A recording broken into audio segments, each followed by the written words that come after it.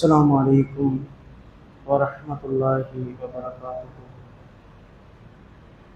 إن الحمد لله نحمده ونستعينه ونستغفره ونعوذ بالله من شرور أنفسنا ومن سيئات أعمالنا. من يهده الله فلا مضل له ومن يضلل فلا هادي له. وأشهد أن لا إله إلا الله وحده لا شريك له وأشهد أن محمدا عبده ورسوله أما بعد. أعوذ بالله من الشيطان الرجيم. بسم الله الرحمن الرحيم. يا أيها الذين آمنوا اتقوا الله حق تقاته ولا تموتن إلا وأنتم مسلمون.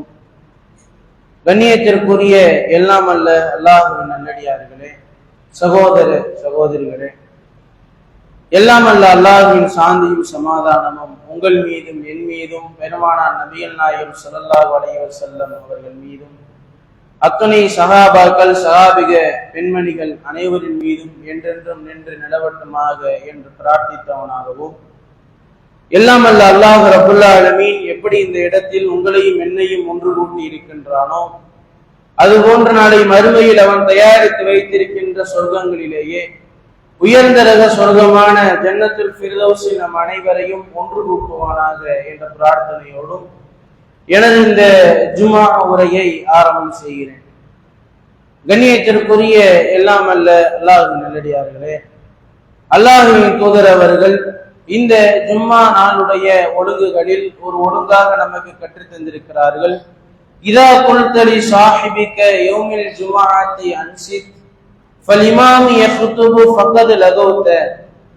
ஜும்மா நாளன்று இமாம் உரை நிகழ்த்தி கொண்டிருக்கும் போது உன் அருகில் இருப்பவரிடம் வாயுமோடு என்று கூறினாலும் வீணான காரியத்தில் ஈடுபட்டு விட்டார் என்று சொல்லியிருக்கிறார்கள். அருகில் இருப்பவர் பேசிக் கொண்டிருக்கிறார், அவரிடத்தில் நலம் நாடும் விதமாக வாய் மூடுங்கள் என்று சொல்லுகிறோம். அப்படி சொல்லுவது கூட வீணான காரியம் என்றால், இந்த ஜும்மாவுடைய நேரத்திலே நாம் தூங்கி விட்டோமே ஆனால் அது எவ்வளவு பெரிய ஒரு வீணான காரியம் என்பதை சிந்தித்து பாருங்கள்.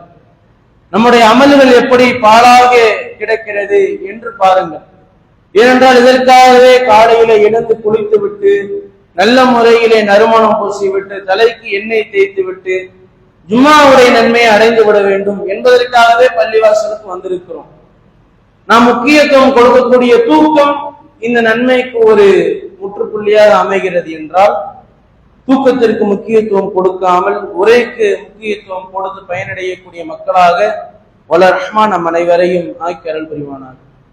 கண்ணியத்திற்குரிய எல்லாம் அல்ல அல்லாஹ் நல்லடியார்களே, இந்த ஜும்மா உரைக்காக எதை நோக்கி விரைய வேண்டும் என்ற தலைப்பு தேர்வு செய்யப்பட்டிருக்கின்றது. இந்த தலைப்பு தேர்வு செய்யப்பட்டதன் காரணம் என்னவென்றால், நம்முடைய இஸ்லாமிய சமுதாய மக்களை, இஸ்லாத்தை ஏற்றிருக்கக்கூடிய ஆண்களையும் பெண்களையும் பார்க்கிறோம். இஸ்லாத்தை ஏற்றுவிட்ட பிறகு இந்த இஸ்லாமிய மார்க்கம் எதை நோக்கி விரைய வேண்டும் என்று போதிக்கிறதோ அதை நோக்கி தம்முடைய வாழ்க்கையை அமைத்துக் கொள்கிறார்களா, இல்லை இந்த உலகத்தினுடைய ஆசாபாசங்களுக்காக வாழ்க்கை அமைத்துக் கொள்கிறார்களா என்று ஒரு மிகப்பெரிய கேள்வி நமக்கு எழுகிறது. ஏனென்றால் உலகத்திலே வாழக்கூடிய ஒவ்வொரு மனிதரும் ஏதோ ஒரு இலக்கை வைத்தே பயணிக்கக்கூடியவராய் இருக்கிறார். ஒவ்வொரு மனிதருக்குமே ஒவ்வொரு இலக்கு உள்ளது.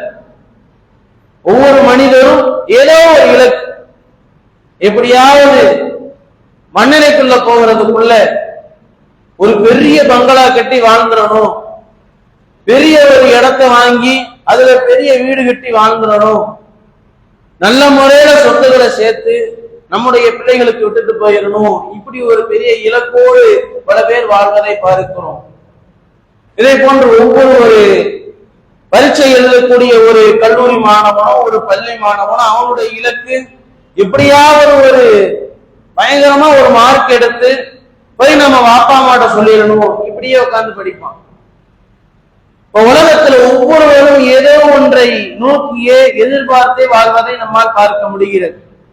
அப்ப இந்த இஸ்லாமிய மார்க்கம் எதை நோக்கி நம்மை விரைய சொல்லுகிறதோ அதை நோக்கி நாம் விரைகிறோமா என்று நம்முடைய உள்ளத்தில் நாமளே கேள்வி கேட்டுக் கொள்ள வேண்டும்.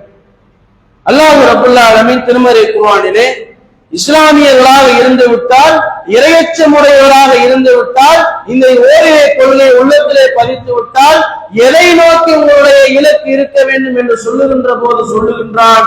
திருமறை குர்ஆனுடைய 3வது அத்தியாயம் ஆல இம்ரான் சூராவிலே பேசுகின்றான். வஸாரிஉ இலா மக்ஃபிரத்தின் மின் ரப்பிக்கும் வ ஜன்னத்தின் அர்துஹா ஸமாவாத்து வல் அர்த். உங்கள் இறைவனுடைய மன்னிப்பை நோக்கியும் வானங்கள் பூமி அளவுக்கு விசாலமான சொர்க்கத்தை நோக்கியும் விரையுங்கள். உஇத்தத்தில் முத்தகீன், இறையச்சவாதிகளுக்காகவே அது தயாரிக்கப்பட்டுள்ளது. இறைவன் பேசுகின்றான். உலகத்திலே இறைவனை அஞ்சி வாழக்கூடிய ஒவ்வொரு மனிதருக்கும் இறைவன் கண் குளிர்ச்சியான ஒரு சொர்க்கத்தை வைத்திருக்கின்றான். அதை பார்த்தவர் யாரும் கிடையாது. நீங்க பார்த்தீங்களா? கிடையாது. நான் பார்த்திருக்கேனா? கிடையாது. மாலா ஐனுன் ராத், எந்த கண்ணும் பார்த்திராத, வலா உதுனுன் சமியத், எந்த காதும் செவியுற்றிராத, வலா கத்தர் அலா கல்பின் பஷர், எந்த மனிதனுடைய உள்ளத்திலும் கடுகளவு உதித்திராத இன்பங்களை என்னுடைய அடியார்களுக்கு நான் தயார்படுத்தி வைத்துள்ளேன் என்று இறைவன் கூறுவதாக நபிகள் நாயகம் ஸல்லல்லாஹு அலைஹி வஸல்லம் அவர்கள் நமக்கு சொல்லி காட்டுகிறார்கள். எந்த கண்ணும் பார்க்கல, எந்த காதுமே கேட்கல, எந்த மனிதனுடைய உள்ளத்துல கூட உதிக்கல. கற்பனை சக்தி மனிதனுக்கு தாங்க இருக்கு. ஒரு பெரிய பொறியாளர் இன்ஜினியர் சொல்றான், அவனுடைய வேலை என்ன? கற்பனையிலேயே அப்படியே அந்த பிக்சர் செதுக்கிடுவார். இடம் காலியா இருக்கும், அந்த இடத்துல எவ்வளவு பெரிய அபார்ட்மெண்ட் வரணும்னு கற்பனையிலேயே அப்படி யோசிச்சு வடிவமைச்சிருவார். இந்த கற்பனை சக்தி உள்ள மனிதனுடைய கற்பனைக்கு கூட எட்டாத சொர்க்கம் என்றால் இறைவன் ஏதோ ஒன்றை படைத்து வைத்திருக்கின்றான். அதை நோக்கி நீங்கள் விரையுங்கள் என்று நமக்கு உத்தரவிடுகின்றான். சகாபாக்களுடைய வாழ்க்கையை நாம் எடுத்துக்கொண்டோமே ஆனால் அவர்களுடைய ஒட்டுமொத்த வாழ்க்கையுமே ஒன்றே ஒன்றைதான் இலக்காக வைத்திருந்தது. மறுமைதான் என்னுடைய இலக்கு என்று வாழ்ந்தார்கள். சொர்க்கம் தான் என்னுடைய இலக்கு, எல்லாம் அடுத்துதான். வாழ்க்கையை நினைச்சு அவங்க கவலைப்படல. நாளைக்கு சாப்பாட்டுக்கு வழி இல்லையே கவலைப்படல. அடுத்த பிள்ளை குட்டியை நம்ம எப்படி பார்க்க கவலைப்படல. ஒரே இலக்கு தான், சொர்க்கம் சொர்க்கம் சொர்க்கம் என்றேதான் வாழ்ந்தார். அல்லாஹ்வின் தூதருடைய காலத்திலே நடக்கக்கூடிய ஒரு சம்பவம் சஹீஹ் புகாரியிலே பதிவு செய்யப்பட்டுள்ளது. அல்லாஹ்வின் தூதர் அவர்கள் சந்தித்த முதல் போர்க்களம் பத்ர் போர்க்களம் என்ற போர்க்களம். நம் அனைவருக்குமே தெரிந்த விஷயம்தான். அந்த பத்ர் போர்க்களத்திலே இணை வைப்பாளர்களுடைய எண்ணிக்கை 1000 பேராக இருக்கிறார்கள். இஸ்லாமிய படையினுடைய எண்ணிக்கை ரொம்ப சொற்பமான நபர்கள், 300 சொற்ப நபர்கள் தான் இருக்கிறார்கள். இது அனைத்தையுமே அல்லாஹ்வின் தூதர்கள் பார்க்கிறாங்க. அல்லாஹ் இந்த கட்டளை இடுகிறார்கள், யாரிடத்துல வாகனம் இருக்கோ அவங்க வாங்க போர்க்களத்திற்கு, வேற யாரும் வர வேண்டாம். யாருக்கிட்ட ஆயுதங்கள் இருக்கிறதோ அவர் மட்டும் வரட்டும். ஏன்னா முதல் போர்க்களம், விருப்பமுள்ளவர்களை மட்டும் ரசூலுல்லாஹ் அழைக்கிறாங்க. அந்த அடிப்படையில் சஹாபாக்கள் எல்லாம் வருகிறார்கள். இணை வைப்பாளர்களுடைய படை பத்ரு மைதானத்திலே திரண்டு நிற்கிறார்கள். இப்படியாவது இந்த முகமதையும் கூட இருக்கக்கூடிய அந்த முஸ்லிம்களையும் அழித்து எப்படியாவது நாசமாக்கிறணும் என்று நிற்கிறார்கள். அந்த நேரத்திலே முஸ்லிம்களுடைய படையும் அந்த பத்ரு மைதானத்திலே வந்துவிட்டது. இரண்டு படைகளும் சந்திக்கக்கூடிய ஒரு நேரம். அந்த நேரத்திலே எதிரி படை சற்று நெருங்க நெருங்க இஸ்லாமிய படையினுடைய மனதிலே சற்று கலக்கம் ஏற்படுகிறது. அடிச்சு ஒழிச்சிருவாங்களோ, என்ன செய்ய தெரியல என்ற ஒரு பதட்டம். அல்லாஹ்வின் தூதர் அவர்கள் இந்த வசனத்தை ஓதுகிறார்கள், கூமோ லில்லாஹி, அல்லாஹ்வுக்காக எழுந்து நில்லுங்கள். ஜன்னாத்து நஅருக ஸமாவாத் வல, வானங்கள் பூமி அளவுக்கு விசாலமான சொர்க்கத்தை நோக்கி எழுந்து நில்லுங்கள். ஒரே கட்டளையை போட்டார்கள். அந்த சஹாபாக்கள் கூட்டத்தில் இருக்கக்கூடிய ஒரு நபி தோழர் தான் உமைர் பின் அல் ஹுமாம் என்று சொல்லக்கூடிய தோழர். அந்த தோழர் அல்லாஹ்வின் தூதர் சொன்ன உடனேயே அல்லாஹ் கேட்கிறார், யா ரசூலுல்லாஹ், சமாவாத் வலர், வானங்கள் பூமியை விட மிக பெரியதா? ரொம்ப ஆச்சரியமா இருக்கே அப்படின்னு கேட்கிறார். ரசூலுல்லாஹ் சொல்றாங்க, ஆமாம், வானங்கள் பூமியை விட மிக பெரியதுதான் என்று சொல்லுகிறார். சிறிது நேரம் அப்படியே காத்துக்கொண்டே இருக்கிறார். ஆனா எப்படியாவது இந்த போர்க்களத்துல கலந்து கொண்டு உசுரை விட்டு சொர்க்கத்துக்கு போயிடணும்னு நிற்கிறார். அல்லாஹ் என்று கேட்கிறாங்க, உமைர் அவர்களே, ஆகா ஆகான்னு நிக்கிறீங்களே, ஏன் நிக்கிறீங்க? யார சொல்லலாம், சொர்க்கத்துக்கு போயிடணும், நீங்கள் அந்த சொர்க்கவாதிகள் ஒருவர் தான் அப்படின்னு சொல்றாங்க. இன்னும் அவரால் பொறுத்துக்கிட முடியல. சில பேருக்கு மனங்களை தன்னுடைய கையிலிருந்து எடுத்து சாப்பிட்டுக் கொண்டே இருக்கிறார். சாப்பிட்டுக் கொண்டே இருக்கும் போது எல்லா பேர்த்த மனங்களையுமே தூக்கி எறிந்து விட்டு போர்க்களத்திலே இறங்கி போராடுகிறார். எதிரிகளையும் வெட்டுகிறார். இவரும் கொல்லப்படுகிறார், ஷஹீதாகி விட்டார். அவர் அந்த பேர்த்த மனத்தை தூக்கி எறிவதற்கு முன்பாக சொன்ன வார்த்தை என்னவென்று உங்களுக்கு தெரியுமா? அவர் சொல்லுகிறார், இந்த பேர்த்த மனங்களை நான் உண்டு முடிக்கின்ற அளவு வாழக்கூடிய இந்த வாழ்நாள் என்பது நீண்ட நெடிய வாழ்க்கை. இந்த வசனத்தை கேட்டதற்கு பிறகு இவ்வளவு பெரிய வாழ்க்கையை நம்ம வீணெடுத்து விடக் கூடாது என்று சொல்லுகிறார். நல்லா சிந்தித்து பாருங்க, பேர்த்த மனம் சாப்பிடக்கூடிய நேரம் என்பது நீண்ட நெடிய வாழ்க்கையா. இன்னைக்கு நம்மளும் நோம்பு திறக்க உட்கார்ந்து இருப்போம், பேரித்த மலத்தை சாப்பிடுவோம். அந்த நோம்பு திறக்க உட்காரக்கூடிய அந்த நேரத்துல மோகத்தினார் மாங்க சொல்ற மைக்க போட்டு அல்லாஹ் அக்பர் அல்லாஹ் அக்பர் அப்படின்னா சொல்லுவார். பேரித்த மலம் அனைத்துமே தட்டில இருந்து காலி பண்ணிடுவோம். 2 இருந்தாலும் சரி, 3 இருந்தாலும் சரி, ஒரு கொஞ்ச நொடிகள்ல அனைத்துமே காலி பண்ணிடுவோம். அவ்வளவு நேரம் தான், சொற்பமான நேரம் தான் பேரித்த மலம் சாப்பிடுவதற்கு ஆகக்கூடிய நேரம். ஆனா அந்த நேரத்தை நீண்ட நெடிய வாழ்க்கை என்று சொல்லுகிறார் என்றால், இந்த வசனத்தை அவர் ஒரு அறிவிப்பாக பார்க்கவில்லை, ஒரு வகை செய்தியாக பார்த்திருக்கிறார்.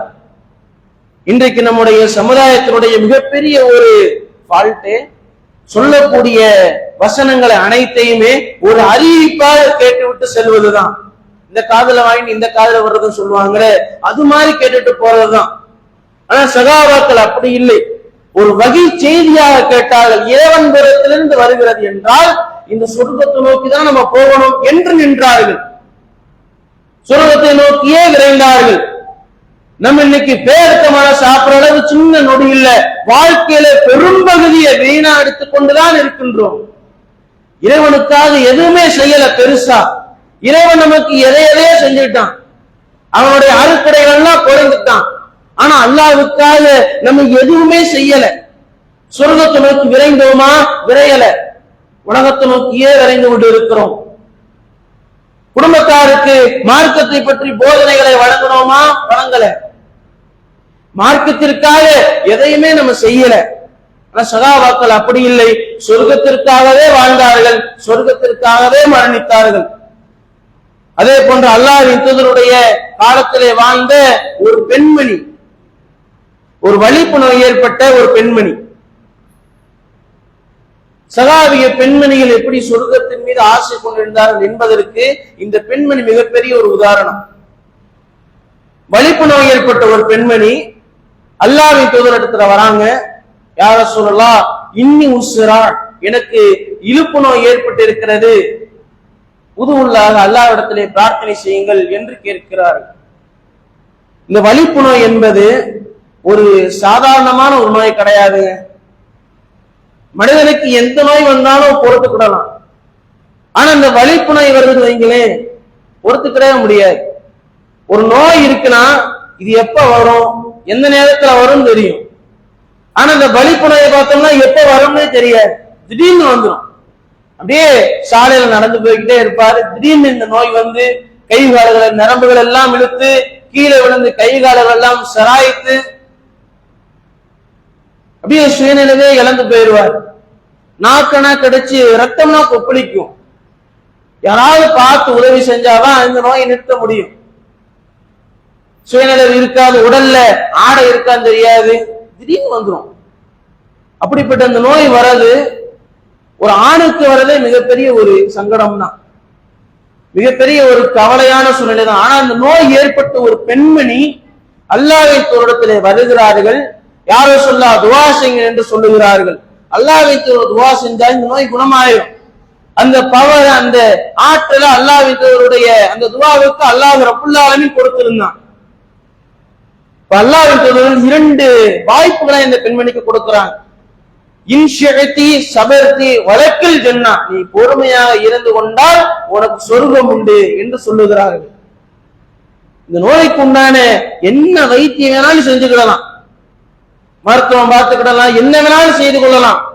ஆனால் இந்த நோயை எப்பொழுது இறைவன் குணப்படுத்த வேண்டும் என்று விதியில எழுதி வைத்திருக்கிறானோ அது வரைக்கும் நீ பொறுத்து கொண்டாய் என்றால் வழக்கில் ஜன்னா, உனக்கு சொர்க்கம் உண்டு. இல்லை இந்த நோய் இப்பயே குணமாகணும் என்றால் தஅவத்துல்லாஹ், அல்லாஹ்விடத்தில் நான் பிரார்த்தனை செய்கிறேன் என்று சொல்லுகிறார்கள். அப்ப அந்த பெண்மணி சொன்ன வார்த்தை துஆ செய்யுங்கன்னு சொல்லல. அந்த பெண்மணி சொல்லுகிறார்கள், அபுசிரு, நான் பொறுமையாக இருக்கின்றேன், ஆனா உனக்கு துஆ செய்யுங்க. இந்த நோய் ஏற்படுகின்ற போது என்னுடைய ஆடை விலகி விடுகிறது, அதற்காக வேண்டி துஆ செய்யுங்க என்று சொல்லும் போது அல்லாஹ்வின் தூதர் அதற்காக வேண்டி துஆ செய்ததை நம்மால் நபிமொழிகளில் பார்க்க முடிகிறது. அப்போ ஒரு பெண்மணி ஒரு வலிப்பு நோய், கொடூரமான நோய் என்றாலும் அதை பொறுத்து கொள்கிறார்கள் என்றால் அவர்களுடைய அந்த எண்ணம், அந்த மன ஓட்டம் இந்த உலகத்தையும் அந்த சொர்க்கத்தையும் அப்படியே இணைத்து பார்க்கிறார்கள். 50-60 ஆண்டு கால வாழ்க்கை தான், மரணிச்சிட்டோம்னா உயிரோட சேர்ந்து இந்த நோயும் போயிடும், பின்தொடர்றது கிடையாது. ஆனா இந்த நோய் இங்க குணமாயி மறுமையில சொர்க்கம் கிடைக்காம போயிடுச்சுன்னா அது எவ்வளவு பெரிய விஷயம். இந்த நோய்க்கு பகரமா இந்த சொர்க்கம்னா சொர்க்கம் தான் வேண்டும் என்று நின்றார்கள். ஆனா இன்னைக்கு மக்களுக்கு மத்தியில் இந்த நோய் கிடையாது. சின்ன சின்ன விஷயங்கள் ஏற்பட்டாலும் கூட பொறுமையாக இருக்கக்கூடிய மனப்பான்மை கிடையாது. சாதாரண விஷயம், பள்ளிக்கூடத்துல ஒரு மாணவன் தேர்வுகள் எழுதி தேர்வு முடிவுல தோல்வி என்று வந்து விட்டால் உடனடியாக மாடியிலிருந்து குதித்து கீழே விழுந்து தற்கொலை செய்கிறான். ஒரு இஸ்லாமிய பெண்மணி விஷம் அறிந்து உயிரை மாய்த்துக் கொள்கிறார். ஒவ்வொரு குடும்பத்தில் உள்ளவர்களும் கடன் தொல்லையாலோ வேறு தொல்லையாலோ உயிரை மாய்த்துக் கொண்டு தற்கொலை செய்து பொறுமை இல்லாமல் போகிறார்கள். மறுமையே அப்படியே நாசமாக்கிறாங்க. கடந்த ஒரு பெண்மணி கடும் நோயை பொறுத்துக் கொண்டார்கள் என்ற வரலாறுகளிலே படிக்கிறோம் என்றால் எவ்வளவு பெரிய ஒரு படிப்பினை. இதை போன்ற சகாபாக்களுடைய வரலாறுகளை நாம் எடுத்து பார்த்தோமே ஆனால் சொர்க்கத்திற்காகவே அவர்கள் தன்னுடைய வாழ்க்கையை அனைத்தையுமே அமைத்திருக்கிறார்கள். உலகத்தை பற்றி அவர்கள் சிறிது கூட கவலைப்படல. நம்ம ஏன் கவலைப்படுகிறோம் என்றால், உலகத்துல எப்படியாவது வாழணுமே என்று கவலைப்படுகிறோம் என்றால் உலக வாழ்க்கையை ரொம்ப பெருசா நினைக்கிறோம், உலக வாழ்க்கையை ரொம்ப பெரிதாக கருதுகிறோம். ஆனால் உலக வாழ்க்கை ரொம்ப பெரிது கிடையாது, அற்பத்திலும் அற்பமானது, பெரிய வாழ்க்கை கிடையாது. இந்த உலகத்துல நம்முடைய உடல்ல ஒரு உயிர் நிரந்தரமான்னு கூட நமக்கு தெரியாது. எப்ப இந்த உயிர் உடலுக்குள்ள இருக்கு, எப்ப வெளியே போதும் தெரியல. மரணம் அப்படியே துரத்தி கொண்டே உள்ளது. அன்றாட செய்தித்தாள்களை எடுத்து படித்து பார்த்தீர்கள்னா ஏதேனும் ஒரு மரண செய்தி இடம்பெறாத செய்தித்தாளே கிடையாது. பேருந்து மோதி 50 பேர் மரணம், 60 பேர் மரணம், 70 பேர் மரணம், சுற்றுலாவின் கவிழ்ந்து மரணம், எங்கு பார்த்தாலும் மரணம் செய்திதான். சமூக வலைதளத்தை தொடர்ந்து பார்த்தோம்னா மரண செய்தி தான். சின்ன வயதிற்கு சிறுவன்ல இருந்து மூதாட்டி வரைக்கும் மரணம் சம்பந்தமான செய்திகள் தான். ஸ்கூலுக்கு போற வேனுடைய சக்கரத்திலே மாட்டி சிக்கிக்கொண்டு வயிறு உடல்கள் எல்லாம் நசுங்கி ஒரு சிறுவன் இறந்து போனான். எங்கு பார்த்தாலும் மரணம் செய்திதான். அப்படியே மரணம் பின்தொடர்ந்து கொண்டே இருக்கிறது. ஒவ்வொரு நாளும் நம்ம பின்தொடர்ந்து கொண்டே இருக்கிறது. எப்ப நமக்கு மரணம் வரும்னே தெரியாது. இந்த மரணம் வருவதற்கு முன்பாக நம்முடைய வாழ்க்கையை நம்ம சீர்திருத்திக் கொள்ளவில்லை என்றால் மறுமை வாழ்க்கையை நமக்கு நஷ்டமடைந்தவர்களாக நின்று விடுவோம் என்பதை புரிந்து கொள்ள வேண்டும். உலகம் அற்பமானது என்று இந்த உலக வாழ்க்கை காட்டிக்கொண்டே இருக்கிறது. உலகத்துல பல மாதங்களுக்கு முன்னால் நடந்த செய்திகளாக இருக்கலாம், ஆனால் இப்போது வரைக்கும் அது மிகப்பெரிய படிப்பினை. ஒரு 6, 7, 8 மாதங்களுக்கு முன்பாக நடந்ததுதான். அகமதாபாத்ல இருந்து ஒரு பிளைட் கிளம்பி லண்டனுக்கு போச்சு. போன பிளைட் போய் சேர்ந்துச்சா, கிளம்பிய சில நொடிகளிலேயே அந்த விமானம் வெடித்து ஒரு MBBS ஹாஸ்டல் மேல போய் விழுகுது. அல்லாஹ்வுடைய நாட்டத்தை பாருங்க. அந்த MBBS ஹாஸ்டல் மேல போய் விழுகுது. சமுதாயத்துல மிகப்பெரிய மருத்துவர் ஆகணும், சமுதாயமே நம்மளை தூக்கி கொண்டாடணும் என்று குடும்பத்தை இழந்து இருக்கக்கூடிய உணவுகளை எல்லாம் சகித்துக் கொண்டு படித்த மாணவர்களுடைய கனவு ஜனாசாவா தான் போச்சு. உலகத்தில் ஆசைப்பட்ட மாணவர்கள் அவருடைய கனவு நிறைவேறல. ரொம்ப நாளுக்கு அப்புறம் போய் அம்மாவை பார்த்துட்டு வருவோம் அப்படின்னு மகன் ஏறி பிளைட்ல உட்கார்ந்தார். போற மகன் போய் சேர்ந்தாரா, ஜனாசாவாக போய் சேர்ந்தார். உறவினர்களை பார்க்க போன அமர்ந்தவர் உறவினர்களை போய் பார்க்கல, ஜனாசாவாக போனார். அப்படியே வெடித்து சிதறிய உடல்களை எல்லாம் ஒரு பொட்டணமாக கட்டி ஒவ்வொரு வீடுகளுக்கும் அனுப்பி வைக்கிறார்கள். ஒரு வீட்டுல சொல்றாங்க, வேறு ஒரு உடலை அனுப்பி வைத்து விட்டீர்கள், எங்களுடைய உறவினர் உடலே கிடையாது, நுனி விரலை வைத்து கண்டுபிடிக்கிறார்கள். அவ்வளவுதான் உலக வாழ்க்கை. அப்படியே ஒரு நிமிடத்துல வெடித்து சிதறி சவுதி அரேபியாவுக்கு ஒரு குடும்பமே ஹஜ் செய்ய போனார்கள். ஒரு வேனோடு 18 பேர் வெடித்து சிதறி ஒரே இடத்துல மரணம் அடைந்தார்களே, அது நமக்கு படிப்பினை கிடையாதா? அப்படியே உலகத்துல இருந்துகிட்டே இருப்போம் நினைப்போம், இப்ப கூட இருந்துகிட்டே இருக்கிற மாதிரிதான் இருக்கும். ஆனா நாளைக்கே ஒரு வஃபா செய்தி நமக்கு வரும். நேற்று ஜும்மால அமர்ந்திருந்தாரு அப்படின்னு பேசுவோம். இந்த மரணம் பற்றிய நினைப்பு தான் ஒரு மனிதனை பக்குவப்படுத்தும். இவ்வளவு அற்பமான இந்த உலக வாழ்க்கையை குறித்து தான் இறைவன் திருமறையிலே பேசுகின்றான். ஏஅலமு அன்னமல் ஹயாத்து துன்யா லஇபுன் வ லஹுவுன் வ ஸீனத்துன் தஃபாகுரும் பைனக்கும் வ தகாசுரும் ஃபில் அம்வாலி வல் அவுலாத். அறிந்து கொள்ளுங்கள், இந்த உலக வாழ்க்கை என்பது வீணும் விளையாட்டும் கவர்ச்சியும் தான். உங்களுக்கிடையே பெருமை பேசிக் கொள்வதும், உங்களுக்கிடையே செல்வங்களை பெருக்கிக் கொள்வதும், உங்களுக்கிடையே பிள்ளை செல்வங்களை பெருக்கிக் கொள்வதும் தான். பெருமை எடுத்துக் கொள்வதுதான். என்கிட்ட 2 பிள்ளை இருக்கு, உண்ட பிள்ளையே இல்ல, பெருமை அடிக்கிறது தான். என்கிட்ட 1 லட்சம் அளவிற்கு உண்ட 1000 ரூபாய் கூட இல்ல, பெருமை அடிப்பதுதான் இந்த உலக வாழ்க்கை. ஒரு மலையை போன்றது, அதன் மூலமாக விளைந்த பயிர்கள் அப்படியே பார்ப்பவர்களுக்கு ஆச்சரியத்தை ஏற்படுத்துகிறது. பிறகு ஒன்றுமில்லாமல் மஞ்சள் நிறமாக மாறிவிடுகிறது. சும்மையக்கூடு உத்தாமா, பிறகு ஒன்றுமில்லாமல் காய்ந்த நிலமாக மாறிவிடுகிறது. வமல் ஹயாத்து துன்யா இல்லா மத்தாவுல் குரூர். இந்த உலக வாழ்க்கை இப்படிதான் ஏமாற்றும் அற்ப வசதிகளை கொண்டது. இறைவன் பேசுகின்றான். ஒரு மலையை போன்றது. அந்த மழை பெய்து அந்த பயிர்கள் அப்படியே செழித்து விளைந்து வருவதை போன்று மனித வாழ்க்கையும் ஒப்பிட்டு பாருங்கள். மழை பெய்து பயிர்கள் முளைப்பதை போன்று தாயின் கருவறையில் இருந்து ஒரு மனிதன் பிறக்கின்றான். பயிர்கள் எல்லாம் அப்படியே செழித்து பார்ப்பவர்களை ஆச்சரியப்படுத்துவதை போன்று மனித வாழ்க்கையில் உள்ள இளமை பருவம் பார்ப்பவர்களை எல்லாம் ஆச்சரியப்படுத்துகிறது. நினைச்ச காரியத்தை செஞ்சிடறானே, கையிலே பிடிக்க முடியலையே, சேட்டை ரொம்ப பண்றானே. ஒரு மனிதன் பள்ளி படிப்பை படிக்கிறது, கல்லூரி படிப்பை படிக்கிறது, மேற்படிப்பு படிக்கிறது, திருமணம் செய்யறது, குழந்தைகளை பெற்றெடுக்கிறது, வாரிசுகளுக்கு சொத்துக்களை சேர்த்து வைப்பது எல்லாமே இந்த இளமை பருவம் தான். ஒரு மனிதனை ஒரு சமுதாயம் நல்லவனா கெட்டவனா தீர்மானிக்கும்னா அதுவும் இந்த இளமை பருவம் தான். வயதானதுக்கு பிறகு திரும்பினாலும் கூட இவர் வாலிப பருவத்துல எப்படிதான் எங்களுக்கு தானே தெரியும் அப்படின்னு பேசுவாங்க. அப்ப இந்த இளமை பருவம் பார்ப்பவர்களை எல்லாம் ஆச்சரியப்படுத்துகிறது. எப்படி பயிர் கொஞ்சம் கொஞ்சமாக மஞ்சள் நிறமாக மாறி உலர்ந்து ஒன்றுமில்லாமல் போய் விடுகிறதோ அதே போன்று மனித வாழ்க்கையும் ஒன்றுமில்லாமல் போகிறது. அந்த இளமை பருவம் அப்படியே தொடர்வது கிடையாது. கொஞ்சம் கொஞ்சமாக மனிதன் முதுமையை நோக்கி தள்ளப்படுகின்றான். அழகு காட்டிய கைகளால இறுக்கமா ஒரு பொருளை பிடிச்சு நிக்க முடியல. தூரத்துல இருப்பதையெல்லாம் பார்த்த கண்களால கிட்டத்தில் இருக்கக்கூடிய சின்ன சின்ன எழுத்துக்களை கூட பார்த்து படிக்க முடியல. தூரத்தில் இருப்பதையெல்லாம் கேட்ட காதுகளால சின்ன சின்ன பேச்சுகளை கூட கேட்க முடியல. பார்வைகள் மழுங்கி, செயல்திறன் மழுங்கி, மூளையெல்லாம் குன்றி போய், கைகால்கள் எல்லாம் முடங்கி போய், கண்ணுங்கள் எல்லாம் சுருங்கி போய், படுத்த படுக்கையாக சில பேரை அல்லாஹ் தள்ளுகின்றான். படைப்புகளில் சில பேரை அப்படியே தலைகளாக மாற்றிவிட்டோம். அஃபலா தாக்கிலும் சிந்திக்க மாட்டீர்களா? இறைவன் இருக்கிறான். எப்படி வாலிப பருவத்துல இருந்தாரோ அப்படி அல்லாஹ் தலைகளா புரட்டிட்டான். எதுவுமே செய்ய முடியல.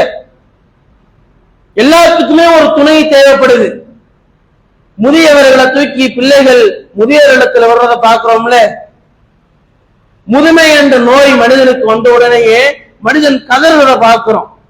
பிள்ளைகிட்ட கதறுவான், பாப்பா அம்மா விட்டாதரா, உன்னை பெற்று வளர்த்ததற்கு நல்லா பார்த்துக்கோடா அப்படின்னு கதறத பார்க்கிறோம். முதுமை என்ற ஒரு நோய் வந்தவுடன் மனிதன் அனைத்திற்குமே கழிவறைக்கு போவதற்கு கூட ஒரு துணை தேவை. அப்படிப்பட்ட வாழ்க்கை தான் இந்த உலக வாழ்க்கை. ஆனா சொர்க்கத்திலே அப்படி கிடையாது. அல்லாஹ்வின் தூதர்கள் சொல்லுகிறார்கள், சொர்க்கவாதிகள் சொர்க்கத்திலே நுழைந்த உடனேயே அறிவிப்பாளர் ஓடி வந்து அறிவிப்பு செய்வார், இன்னலக்கும் தஹ்யவ் வலா தமூத்து அபதா, நீங்கள் எப்போதுமே உயிரோடு தான் இருப்பீர்கள், ஒருபோதும் மரணிக்க மாட்டீர்கள், நிரந்தரமா வாழுங்க. இன்னலக்கும் தஸீகு வலா தஹ்ரம் அபதா, நீங்கள் எப்போதும் ஆரோக்கியமாக தான் இருப்பீர்கள், ஒருபோதும் உங்களுக்கு எந்த நோயும் வராது. உலகத்துல வாழ நுழையாத நோய்னா வரத பார்க்கிறோம், சொர்க்கத்துல ஒரு நோயும் கிடையாது. இன்னலக்கும் தஷிப்பு வலா தஹ்ரம் அபதா, நீங்கள் எப்போதும் இளமையாகத்தான் இருப்பீர்கள், ஒருபோதும் உங்களை முதுமை வந்தடையாது. முதுமை என்ற இழிவு சொர்க்கத்திலே கிடையாது. அப்படிப்பட்ட ஒரு வாழ்க்கை தான் நமக்கு வேண்டும். சொர்க்கம் நினைத்ததையெல்லாம் கிடைக்கக்கூடிய இடம் தான் நம்முடைய இலக்கு. ஏன் சொர்க்கத்தை நேசிக்கணும் சொல்றோம்? நரகத்துல போய் நம்மளால இருந்துட முடியாது. நரகத்துல போய் ஒரு கனப்பொழுது நம்மளால உள்ள இருந்துட முடியாது. அல்லாஹ் சொல்லுகின்றான், ஆக்கிலோட மின் சஜரி மின் ஜக்கூம், ஜக்கூம் என்ற மரத்திலிருந்து அவர்கள் உண்ணுவார்கள். மாலிமூன மின்கள் புத்தூன், அதன் மூலமாகவே வயிறுகளை நிரப்புவார்கள். வஷாரிபூன அலைஹி மினல் ஹமீம், அதற்கு மேலாக கொதிநீரை குடிப்பார்கள். வஷாரிபூனராக குடிப்பார்கள். ஜக்கூம் என்ற மரத்தை பற்றி ரசூலுல்லாஹ் சொல்லும்போது, ஒரு சொட்டு பூமியில பட்டா பூமி இதுல உள்ளது அனைத்து அந்த ஜக்கூம் என்ற பானத்தை குடித்த உடனேயே, சாப்பிட்ட உடனேயே அவர்களுக்கு குடிக்க தாகிப்பதற்கு தண்ணீர், சூடான கொதிநீர். ஏற்கனவே தொண்டை அப்படியே ரெண்டா கட்டாயி குடங்கள் எல்லாம் வெந்து கிடக்கும் போது அதற்கு மேல கொதிநீரை குடிப்பார்கள். தாகித்த ஒட்டகம் குடிப்பதை போன்று குடிப்பார்கள் என்று இறைவன் பேசுகின்றான். தாங்க முடியாது, இந்த வேதனையை தாங்க முடியாமல் அழைப்பார்கள். வனாதா அஸ்ஹாபுன் நாரி அஸ்ஹாபுல் ஜன்னah, சொர்க்கவாதிகளை நரகவாதிகள் அழைப்பார்கள். அன் அஃபீலு அலைனா மினல் மா அவ் மிம்மா ரஸகக்குமுல்லாஹ், அல்லாஹ் உங்களுக்கு வழங்கிய ஏதாவது ஒரு பானத்தை எங்கள் மீது ஊற்றுங்களே, தாங்க முடியல. சொர்க்கவாதிகள் சொல்லிவிடுவார்கள், இன்னல்லாஹ ஹர்ரமஹும் அலல் காஃபிரின், தன்னை மறுப்போருக்கு அவரையும் அல்லாஹ் ஹராமாக்கி விட்டான். ஏன் தெரியுமா? இல்லல்லதீன தகது தீனஹும் லஇபன் வ லகுவன், இந்த உலகத்திலே வாழும்போது தன்னுடைய மார்க்கத்தை கேலியாக கிண்டலாக எடுத்துக்கொண்டீர்கள். வகர்ரத்துகுமுல் ஹயாத்துத் துன்யா, உலக வாழ்க்கை உங்களை ஏமாற்றி விட்டது. வல்யௌம நன்சாக்கும் கமா நஸூ லிகா யௌமிஹிம் ஹாதா, வமா கானு பி ஆயாத்தினா யஜ்ஹலூன், உலகத்திலே வாழும் போது நம்முடைய வசனங்களை நீங்கள் புறக்கணித்து வாழ்ந்ததை போன்று இன்றைய தினம் நாமும் உங்களை மறந்து விட்டோம். எல்லாம் அப்படியே நரகத்துல போட்டுருவான். மார்க்கத்தை கேலி கிண்டலாக எடுத்தவர்களுடைய நிலை இதுதான். மார்க்கத்தை கேலி கிண்டலாக எடுக்கக்கூடிய சமுதாயமாக தான் இன்றைக்கு நம்முடைய சமுதாயம் இருக்கிறது.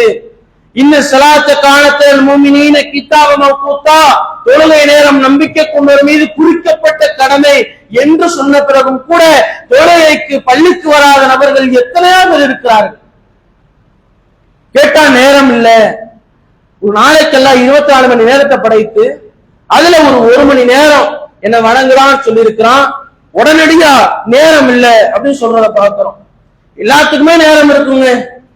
கடையை பல மணி நேரம் கொண்டு வச்சு வியாபாரம் பார்க்க நேரம் இருக்கும். அப்படியே பேஸ்புக், யூடியூப், இன்ஸ்டாகிராம், சமூக வலைதளத்துல அப்படியே சுத்தி வர்றதுக்கு நேரம் இருக்கும். இளைஞர்களுக்கு மத்தியில் IPL மேட்ச் பார்க்க நேரம் இருக்கும். எதுக்கு நேரம் இல்லையா? தொழுகைக்கு நேரம் இல்ல.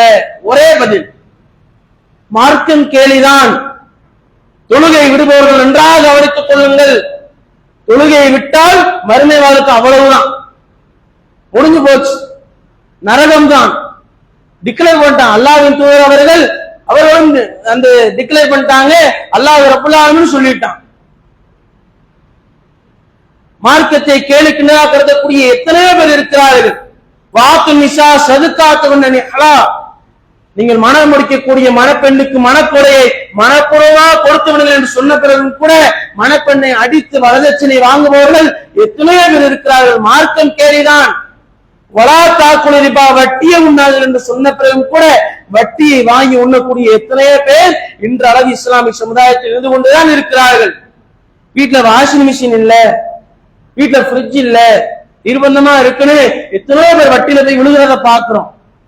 இப்படி மார்க்கத்தை கேலி கிண்டலா கருதுபவர்களுடைய நிலைமை நரகத்தை விரைவாக ஆகிவிடுவார்கள். அதனால்தான் மறுமை வாழ்க்கையை நேசிக்க வேண்டும், சொர்க்கத்தை நேசிக்க வேண்டும் என்று நாம் சொல்லுகிறோம். சொர்க்கத்தை நேசித்தால் உலக வாழ்க்கையினுடைய அந்த பற்று குறையும். உலகத்துல இருக்கக்கூடிய நிதர்சன உண்மை என்னதுன்னா, ஆசைப்படுறது எதுவுமே கிடைக்காது. அப்படி கிடைச்சாலும் அதை வைத்து வாழ்வதற்கு மனிதன் நிரந்தரமாக இருக்க மாட்டான், குழிக்குள்ள போயிடுவான். இந்த உலக வாழ்க்கை அற்பமான வாழ்க்கையை நோக்கி நம்முடைய பாதையை அமைத்துக் கொள்ளாமல் இறைவன் எதை நோக்கி விரைய வேண்டும் என்று உத்தரவிட்டிருக்கிறானோ அந்த சுவனத்தை நோக்கி நாம் விரைய வேண்டும். அதான் அல்லாஹ் சொல்லுகின்றான்,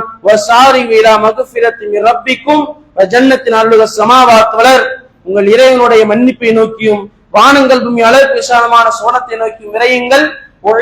முத்தகீன், இறையச்சவாதிகளுக்காகவே தயாரிக்கப்பட்டுள்ளது என்று சொல்லுகின்றான். சொர்க்கத்தை நோக்கி விரையக்கூடிய நன்மக்களாக ரஹ்மான் நம் அனைவரையும் ஆய்க்கரல் புரிவானாக என்று கூறி எனது இந்த முதல் உரையை நிறைவு செய்யும்.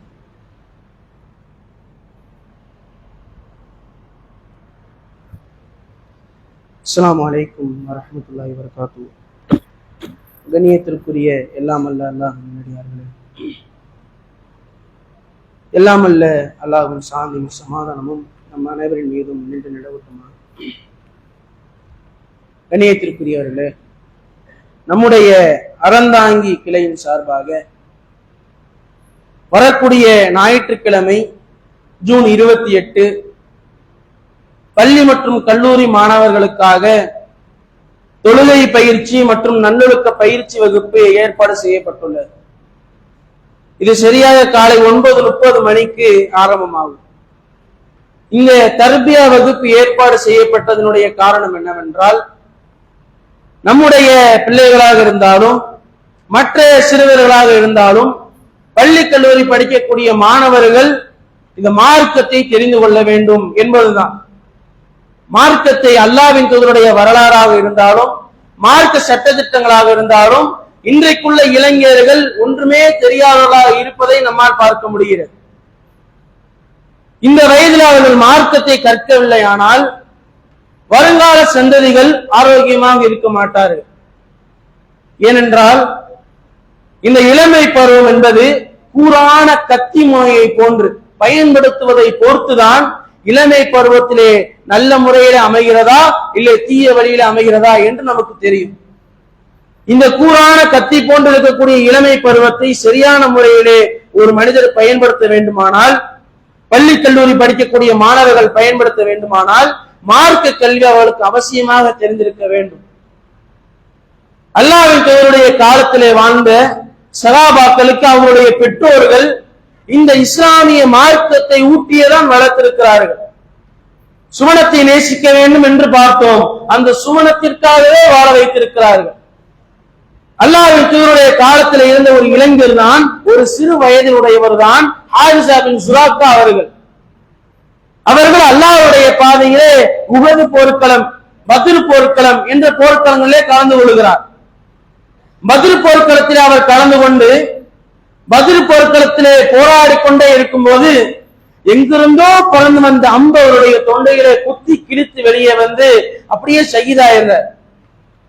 ஒரு இளம் வயதுல பல ஆசைகள் உள்ளத்துல இருக்கக்கூடிய வயது, பல எண்ணங்கள் உள்ளத்துல உதிக்கக்கூடிய வயது. அந்த வயதுல சுமணத்திற்காக, மறுமை வாழ்க்கைக்காக போராடுவதற்காக போர்க்களத்திற்கு சென்றிருக்கிறார்கள் என்றால் அவர்களுடைய வளர்ப்பு எப்படிப்பட்டது என்பதை சிந்தித்து பாருங்கள். அவருடைய தாயார் உம்மு ருபையா ரலியல்லாஹு அன்ஹா அவர்கள் மகனை தேடி வராங்க. மகன் ஜனாசாவாக இருக்கிறார்.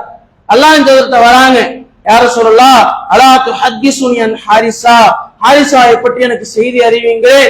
இன்கான ஃபில் ஜன்னா, சொர்க்கத்திலே அவர் இருந்தால் அபிஷேக நான் பொறுமையாக இருக்கின்றேன். இன்கான கைர தாலிக, அது அல்லாஹ்விலே அவர் இருந்தால் வஜிதகத்து அலைஹி ஃபில் புக்காயி, கடுமையாக அழுவேன். ஒரு மகனை இழந்த ஒரு தாயார் கதறுகிறார்கள். ரசூலுல்லாஹ் ஒரே வார்த்தை சொல்றாங்க, இன்னபுனக அலா ஃபிர்தௌஸில் ஆலா, உன்னுடைய மகன் உயர்ந்த ஜன்னத்து ஃபிர்தௌஸில் இருக்கிறார் என்று சொல்லிவிட்டார்கள். ஒரு மகனின் வளர்க்கக்கூடிய விதத்தை பொறுத்துதான் சொர்க்கமா நரகமா என்ற முடிவு நம்ம இடத்துல இருக்கிறது. இறைவன் பிள்ளை செல்வங்களை கொடுத்திருக்கின்றான், மிகப்பெரிய அருட்படை. பிள்ளைகள் இல்லாத இடத்துல கேட்டு பாருங்கள், பிள்ளை பேருடைய அருமையை பற்றி சொல்லுவார்கள். பிள்ளைகளை பெற்றிருக்கிறோம் என்றால் அந்த பிள்ளைகளை பெற்றெடுத்த அந்த பெற்றோர்கள் நல்ல முறையில பிள்ளைகளை மார்க்க பணிகளில ஈடுபடுத்தி வளர்க்க வேண்டும். சின்ன வயசுதான் ஆகுது, எதற்கு இப்பயே மார்க்க தெரிஞ்சுக்கிட்டு பின்னாடி இன்னொரு தரபியா வரும், இதை வளர்ந்துருவான், இப்படி விட்டீங்கன்னா சிறிய வயதிலேயே அவர்கள் வளரவில்லை, ஆனால் பெரிய வயதானாலும் அவர்கள் மார்க்கத்திற்கு வரமாட்டார்கள். சின்ன வயசுல இருந்தே சொல்லிக் கொடுத்தாதான் வருவான். இன்னைக்கு ஒரு மக்தப் மதரசாக்கு பெற்றவர்களை அனுப்புவது இல்லைங்க. அவனே சைக்கிள் எடுத்துட்டு மக்தப் மதரசாக்கு வருவான், நான் ஓதி படிக்க போறேன் அப்படின்னு வருவான். வரும்போது கைகாலு லேசா கீழே சைக்கிள்ல இருந்து விழுந்து அடிபட்டுரும். வீட்டுக்கு வந்தோடனே அவனை திட்ட வேண்டியது. உன்னை யாரு மக்தப் மதரசானா போ சொன்னா? அல்லாஹ் நீங்க வீட்டுல இருக்க வேண்டியதானே, பள்ளிக்கூடத்துக்கு போனோமா வீட்டுக்கு வந்தாம இருக்க வேண்டியதானே, இந்த செல்ல பார்த்துட்டு உட்கார வேண்டியதானே. இப்படி செல்லம் கொடுக்கிறோம்னு செல்லத்துக்கு கையில கொடுத்துடணும். அதனுடைய விளைவு போனை பார்த்தே வரக்கூடிய அந்த சிறுவன் என்னென்ன கேம் இருக்கோ எல்லாத்தையும் விளையாடுவான், என்னென்ன சமூக வலைதள தீங்கு இருக்கோ அனைத்தையுமே பார்ப்பான். கடைசியில மார்க்கும்னா தெரியாம பெற்றோர்களுடைய வளர்ப்பின் காரணமாக பெற்றோர்கள் எந்த நோக்கத்திற்கு வளர்த்தாங்களோ அதுவே அங்க அடிபட்டு போயிடுது. பாப்பா அம்மா மவுத்தானா ஜனாசா தொகையிட ஜனாசா தொகை ஓத தெரியல மகனுக்கு. ஒரு சினிமா கூத்தாறு பின்னாடி போய் நிற்கிறான். ரசூலுல்லாஹ்வை மனதிலே ஏற்ற வேண்டிய வயதிலே ஐபிஎல் கிரிக்கெட் வீரர் தான் என்னுடைய ரசிகர் என்று நிற்கிறான். இந்த அளவுக்கு அவனை விடுவது பெற்றோர்களுடைய அந்த கவனக்குறைவுதான் என்பதை புரிந்து கொள்ள வேண்டும். சரியான முறையில் அவர்கள் வாழ்க்கையை அமைத்துக் கொள்ள வேண்டும் என்றால் இதை போன்ற நல்லொழுக்க பயிற்சிகள் அவர்களுக்கு நிச்சயமாக முக்கியம். ஏன்னா இன்னைக்கு நீங்க பள்ளிக்கூடத்துக்கு அனுப்புறீங்க, பள்ளிக்கூடத்திற்கு படிக்க மட்டும் நீங்க அனுப்பல, அது நல்ல இடம் கிடையாது. பள்ளிக்கூடத்தில் அவரோடு சேரக்கூடிய தீய நண்பர்கள் இருப்பார்கள், தீய பழக்கங்கள் செய்யக்கூடிய நண்பர்கள் இருப்பார்கள், வழிகிடக்கூடிய சூழ்நிலை உள்ள இடத்திற்கு அவனை அனுப்புகிறீர்கள். பள்ளிக்கூடத்திற்கு அனுப்புறீங்கன்னா அதுவே ரொம்ப டேஞ்சரஸான இடம் தான், வேற வழி இல்லாம அனுப்புறோம். கல்லூரிக்கு அனுப்புறோம்னா அது அதை விட டேஞ்சரஸான இடம். அப்ப இந்த இடத்துல அதை சரியான முறையில வீழாம எழுந்து வர வேண்டும் என்றால் அவனுக்கு மார்க்கம் தேவை. அதை நன்றாக புரிந்து கொள்ளும். உங்களுடைய பிள்ளைகளை இந்த தர்பியா வகுப்புக்கு அனுப்பி வைங்க. அதே போன்ற அண்டை வீட்டால உள்ள பிள்ளைகள், சிறுவர்கள் தெருவுல ஓரமா 4 பேர் கேரம் விளையாண்டுகிட்டு இருப்பான், அவனை அடித்து அனுப்பி வைங்க. இன்னும் 4 பேர் சும்மா வீட்டுல தூங்கிக்கிட்டு இருப்பான். காலேஜ் ஸ்கூல்னா லீவு விட்டு வீட்டுல ஞாயிற்றுக்கிழமை ஃப்ரீயா தான் தூங்கிக்கிட்டு இருப்பாங்க. அந்த சிறுவர்கள் அனைவரையுமே பள்ளிவாசலுக்கு அனுப்பி வைத்து இந்த காலை 9:30 மணிக்கு சரியாக ஆரம்பமாகும். அந்த நேர காலத்திற்குள் அவர்களை அனுப்பி வைத்தால் அவர்கள் மார்க்கத்தை நன்றாக அறிந்து கொள்வார்கள். அதே போன்று அவர்களுக்கு தொடர்ந்து தொழுகை பயிற்சியும் கொடுக்கப்படும். இவ்வளவு நல்ல ஒரு சபையில நம்முடைய பிள்ளைகளை நாம் ஈடுபடுத்த வேண்டும். அதற்கு அல்லாஹ் ரப்பல் ஆலமீன் நல்ல முறையில கல்வியை போதிக்கக்கூடிய பெற்றோர்களாக நம்மை அல்லாஹ் ஆட்சி புரிய வேண்டும். ஏன்னா அல்லாஹ் சொன்னார்கள், மன் ஸலக தரீகன் யல்தமிஸு ஃபீஹி இல்மன் ஸகலல்லாஹு லஹு தரீகன் இலல் ஜன்னah. யார் கல்வியை தேடி ஒரு பாதையிலே பயணிக்கிறாரோ அவருக்கு அதன் மூலமாக சொர்க்கத்தின் பாதை இறைவன் இலகுவாக்குகின்றான். இன்றைக்கு உங்களுடைய பிள்ளை மார்க்க கல்வியை நோக்கி ஒரு பாதையில வருகிறான் என்றால் சொர்க்கத்தை நோக்கி போய்கிட்டு இருக்கிறான் என்று புரிந்து கொள்ளுங்கள். 10ஆம் நீ 450 மார்க் எடுக்கலாம்னா கைகால உடச்சிருவேன், 10ஆம் நீ இவ்வளவு மார்க் எடுத்தா இவ்வளவு பெரிய பொருளை உனக்கு வாங்கி தருவேன் இப்படின்னா நம்ம சொல்லணும். அதையோட சேர்த்து இந்த சூறாவணி மனப்பாடம் பண்ணு, இந்த தொழுகையை நீ சரியா தொழுகு, பஜருக்கு போ, லுகருக்கு போ, இப்படி நீங்கள் ஆர்வம் ஊட்டி சிறு வயதிலிருந்து அவர்களை வளர்த்தாதான் நல்ல முறையில வளர்ந்து வருவார்கள். உலக கல்வியோடு சேர்த்து அவர்களுக்கு மார்க்க கல்வியும் புகட்ட வேண்டும் என்று கூறி எனது இந்த உரையை நிறைவு செய்கிறேன். வாஹிர் தவானா அல்ஹம்துலில்லாஹி ரப்பில் ஆலமீன். அஸ்ஸலாமு அலைக்கும் வரஹ்மத்துல்லாஹி வபரகாத்துஹு.